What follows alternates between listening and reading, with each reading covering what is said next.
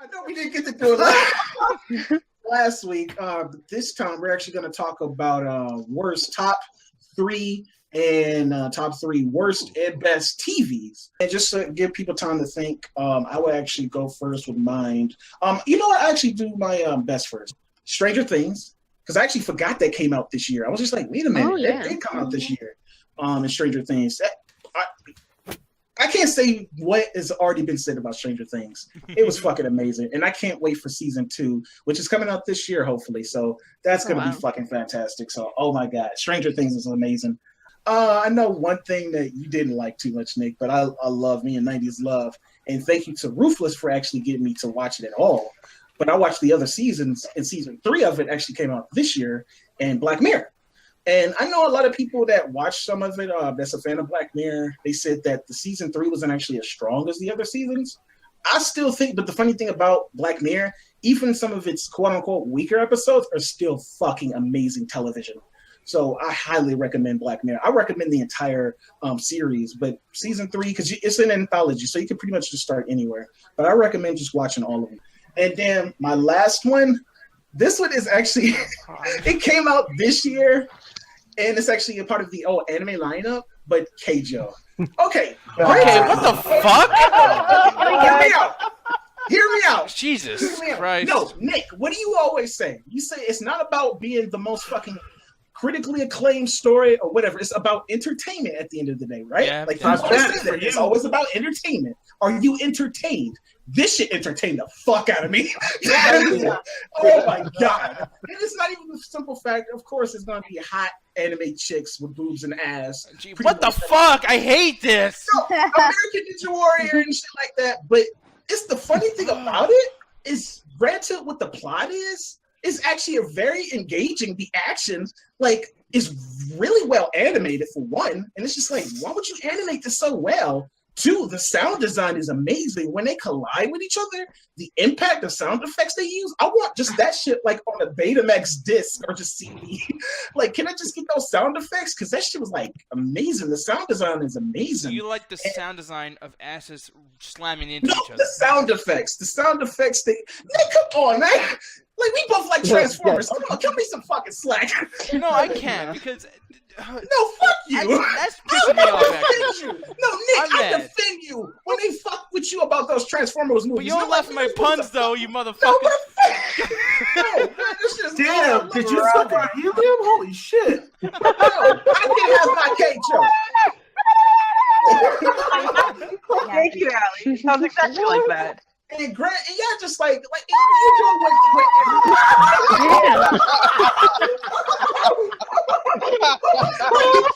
the dog. Hey. Y'all doing everything y'all looking at it for just what it is. The plot, I agree with you. It's fucking stupid as shit. I'm not defending that. It's fucking stupid. But when you look at the production around this particular show, it's well, shit, they did a good job. Like I said, well animated. It sounds amazing. And the dub, the American dub, is actually not that bad.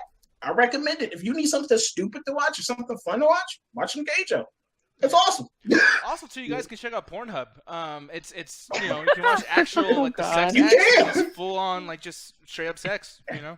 You can, but one thing that Pornhub doesn't have that Keijo does, it has fucking Ninja Warrior type action anime. I bet I can type that bitch in right now and put Ninja Warrior dick and ass, and I can find something. All right. Whoa.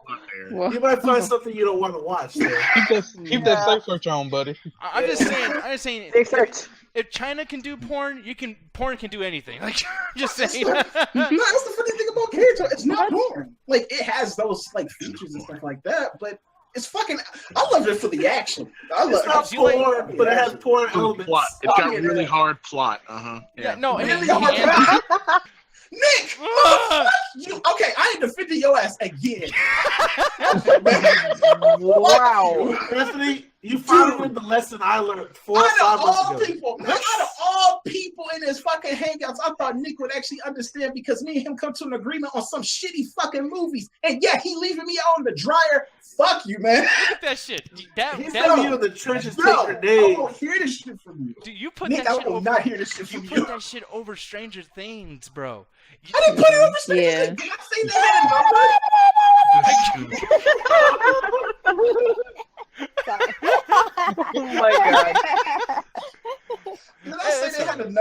just said they're the cool. Oh, you didn't have a number. They're just all. Oh, you know. See, you motherfucker don't even pick. Who's fucking next? I can go next. Go ahead, Allie. I have to say, definitely Stranger Things. Definitely like my favorite. I had to show it to my mom, and she loved it too. She can't keep singing this "Should I Stay or Should I Go" song. Seriously, it's getting annoying. But next, I would definitely have to say another Netflix show, The Crown. Oh yeah, I want to watch love that. It. It's so good. Yes. Ganja and I and Alan, we all we watched it together, and it was just amazing all the way through. So I tried watching this. Yeah, and like the production value is through the roof. It really feels like it's just like I don't know how many episodes it is, but it just feels like a movie, like a 6 or 8 or 10-part movie, or however long it is. Same with Stranger Things, definitely. And I would definitely say Westworld was freaking awesome. And it just captivated me. I think it had some slow parts, but seriously, like when it got going, I was like, "Oh man, I can't wait until next week." Like I would definitely like intentionally not watch like 2 episodes, like 2 weeks worth, so I could just have 2 to go back to back, because it's just so good, and I was just so interested. Just when it had me out, all of a sudden, oh my god, it brought me back in. So I cannot wait for season 2. So those are definitely my best 3. Honorable mention before somebody else go. Honorable mention Atlanta. Didn't that come out in 2016? Yeah. It was. It is very good. Yeah. And here's the thing too. Like I gotta really like stretch this, because many people don't agree with some of the. I talk a lot of shit basically. Like I think Luke Cage, you gotta be really into super comic booky shit or be black to enjoy it, and I feel like that's the thing with a lot of different shows. Like you gotta be white to like this, you gotta be Mexican to like this. This show right here is not like a black show. Like there's black people in it. But this is like a show that anybody can enjoy, and it's really rare to see a show done in this way, where it's like, it's really, really good. Anybody can like this. It doesn't matter what kind of humor you're into. It doesn't matter what kind of like, what I mean? It's just, yeah, I really like the show. I haven't seen the entire season, so if something's shitty at the end, my bad. I didn't see that part. My top 3, and then I'll give the one that I fucking hated this year. Number 3, it was really difficult, so I have to give honorable mention to The Get Down, because it doesn't make this list. But top 3, starting at number 3, is Issa Rae's Insecure on HBO. Amazing comedy, beginning and end. It's only 8 episodes. Really gets into this very interesting, just people in their late 20s, early 30s, dealing with life. Doesn't really, in the same way Atlanta just kind of explores a different aspect of relationships and sort of what we've become as, adults in our modern society in a comedic fashion, while dealing with the main character, Issa Rae's characters, personal insecurities in different parts of her life. Thought it was really well acted. Definitely got a lot of really interesting looks at not just how she interacts with her sexual relationships, but also with her friendships and her work environment. I really enjoyed it. It's my number 3. Number 2 is Westworld. Like Ali was saying earlier, Westworld's amazing. It had some confusing points to be confusing, and I was a little put off that like I guessed exactly what was happening in the very first episode as we were watching it on Rabbit.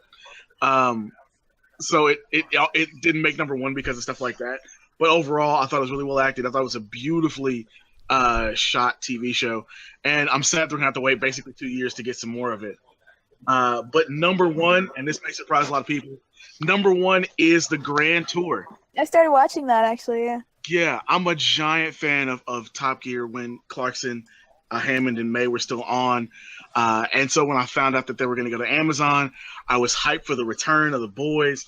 I wanted to see them get back to their usual antics. And true to form, they have been that in every single episode.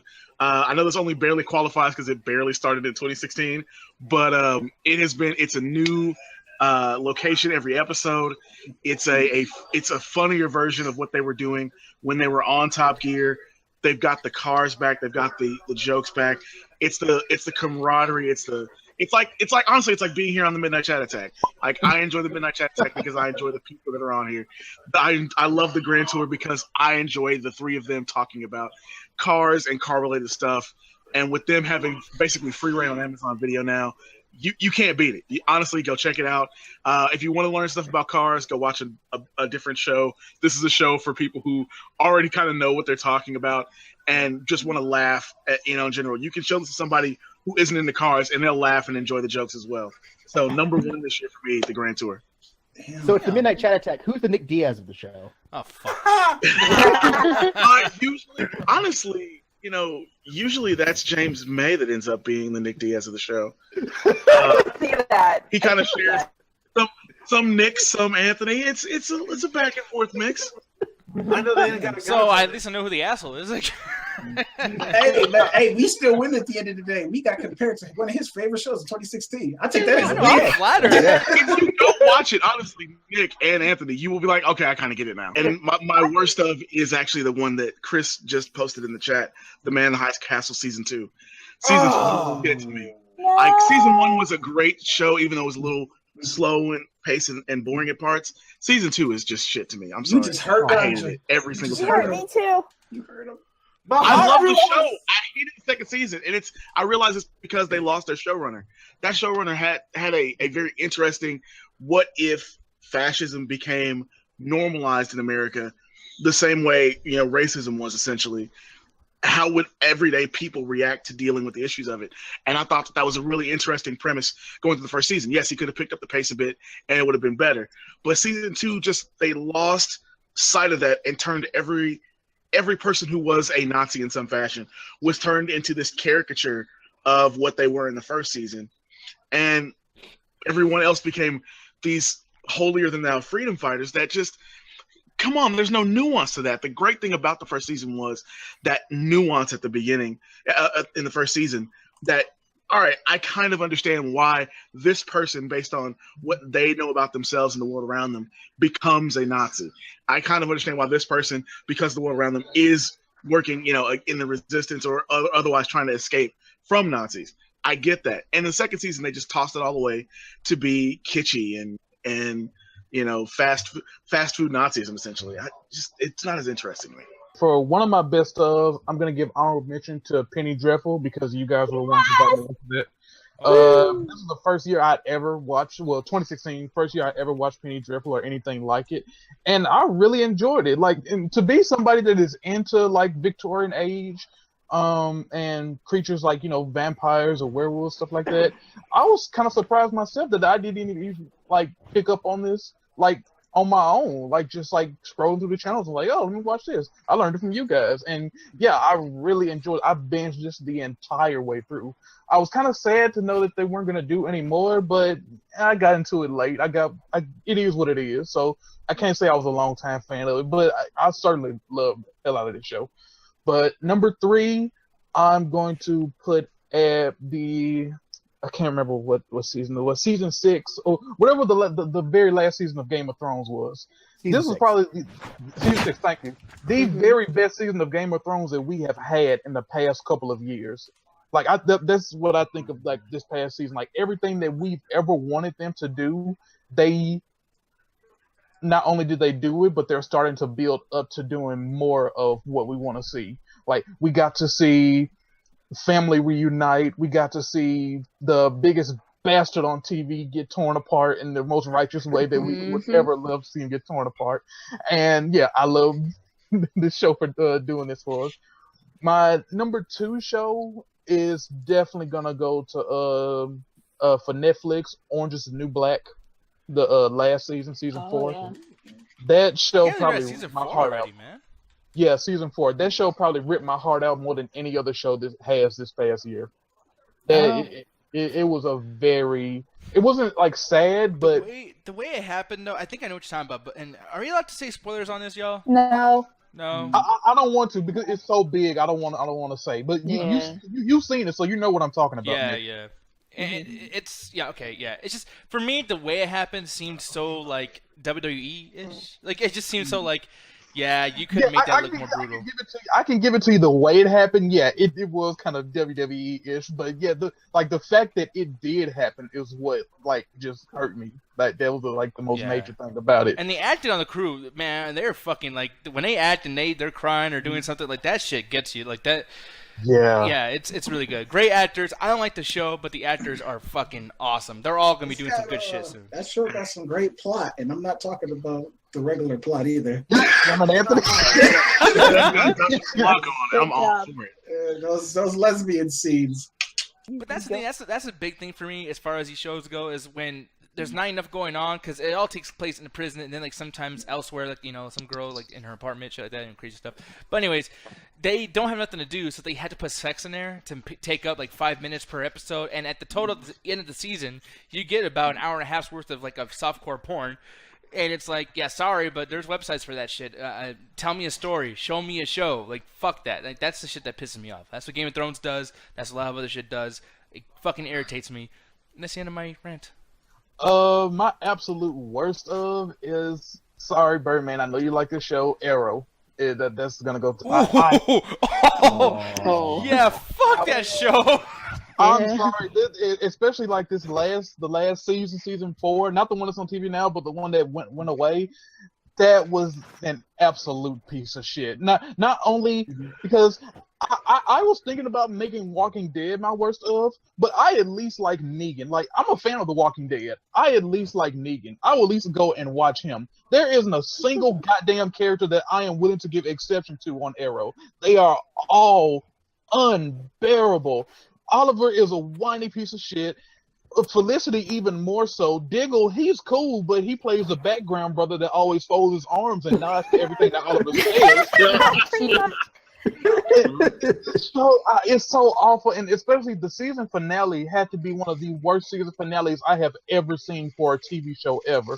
For a show that usually has pretty good choreography, your final fight boils down to your villain and your hero repeatedly punching each other back and forth. No fancy moves, no flips, no kicks, not even an arrow shot. This show is called The Goddamn Arrow, but you barely see anybody shooting fucking arrows in this show. Like, Rashad, quick question. Did you like the whole Fortnite special event when they did the whole crossover? Did you like that? That was the only time I watched it, and I'm pretty sure that's probably the highest ratings it ever had, like during that show, because that's when anybody chose to watch this show. The last time I watched Arrow was season 2, and that was, I watched season 3, but that was like when I noticed the downfall. The best one was season 2 when Deathstroke was on there. That's also because he's one of my favorite villains, though. That makes me want to watch it, actually. The fact that you said that. I would say watch season 1 and season 2 and then stop. Don't go no further. Oh, man. Man, I always thought that Arrow was just like the writers thought they were writing for Batman. Arrow is Batman.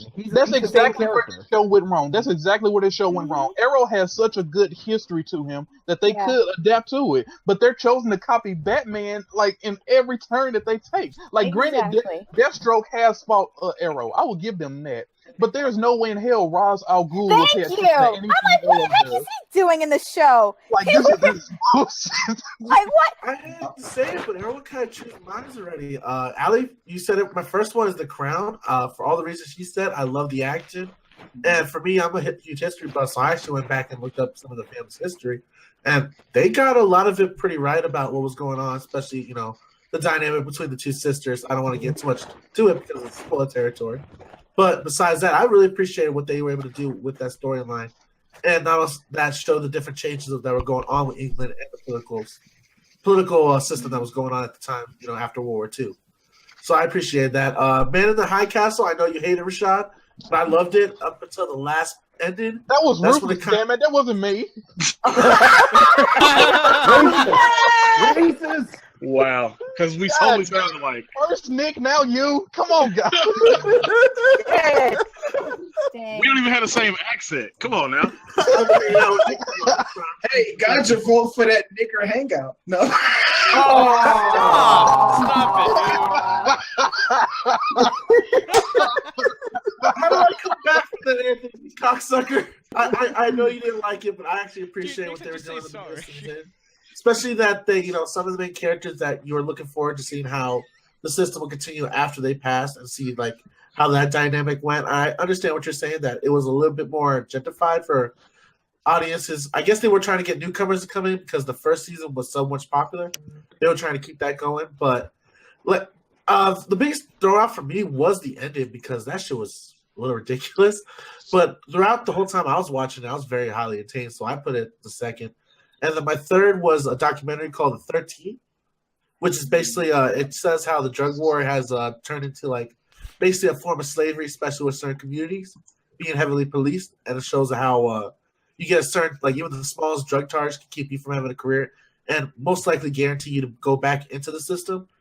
And it shows and how the history of like the drug war started between like Nixon, Bill Clinton, and of course Reagan. And it's very fascinating. They go through a lot of statistics what was happening at the time that you really don't hear about. TV though, it's technically a movie, isn't it?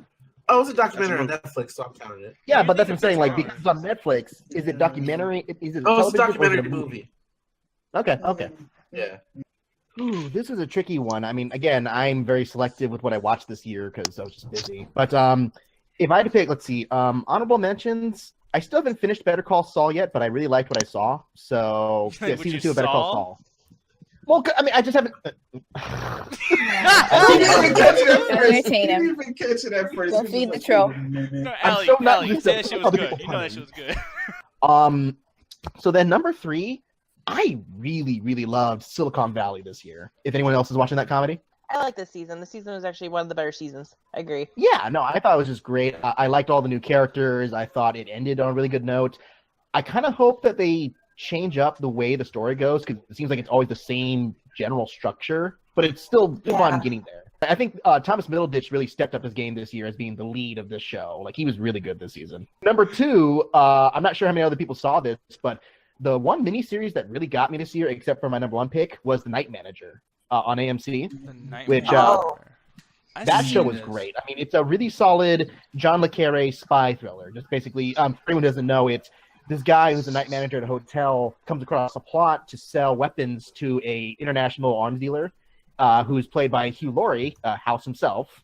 And it's Tom Hiddleston who's the main character. So it's all this like cat and mouse thriller technique stuff with them trying to outmaneuver each other.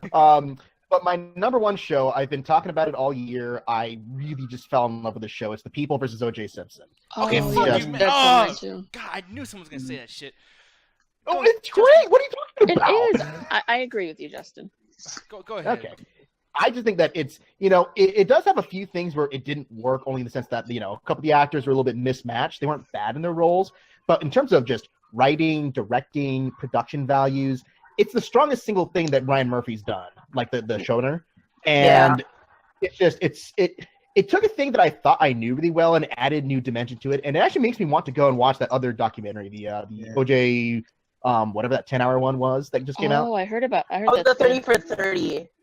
Yeah, I hear that's great. So, I mean, if it's anything like this, I can't wait. But yeah, this show, I was hooked from episode 1, and I binge watched it all the way to the end. It was that good. Yeah, this is in my top 10. I do have one I really fell off the show, which is so sad. I loved every season up to this point, but they changed showrunners.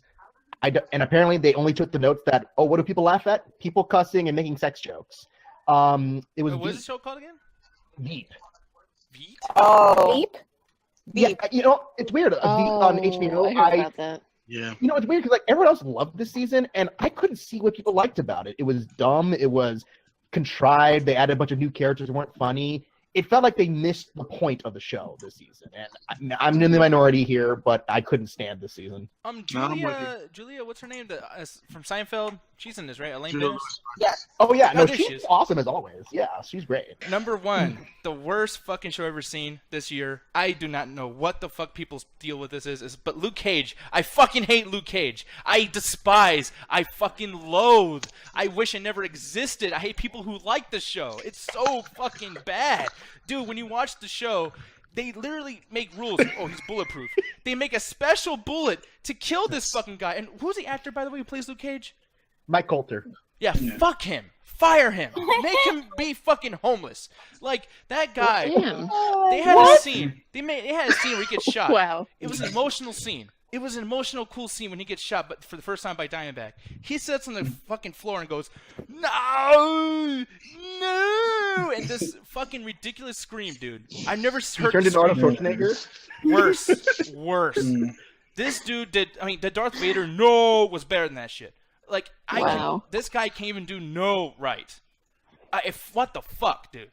And then, the end of the show turns into the ending to Friday, which is a comedy. And I'm supposed to be like, oh shit, man, this is serious. Diamondback, what the fuck was he wearing? Like, the dude looks like there's so much wrong with this show. There's not a single thing. And then I like how the entire show was like a Trayvon Martin, what do you call that? Like homage type of thing. But it's like that's all I had for it. They never finished the thing. They never like the whole like thing with doing something against police or getting some kind of like message out there wasn't. I didn't like the message. It's just like, oh, by the way, villain fight, just like any Marvel movie. Fucking stupid. Another frustrating thing is Cottonmouth was great. I love Cottonmouth. Cottonmouth was one of my favorite villains in a very long time, and they kill him off. And I don't care if it's spoiled, but they get rid of him. They got rid of fucking Cottonmouth, the best part of the fucking show. The best part. I can't believe it, but I agree with. Like, once they got rid of him, it just went downhill. Yeah, and then in a silly way, like when it happened, she literally just starts like beating him, like, "Man, you talk to me like that," and he dies. I mean, give him a good death. It just fuck this show so hard, and it's fucking stinky butthole. I hate this fucking show so much. Jesus, I hate this show. And anyone who tells me they like it, my opinion of your opinion is fucking like all the way down to my feet at that point, and I'm sorry.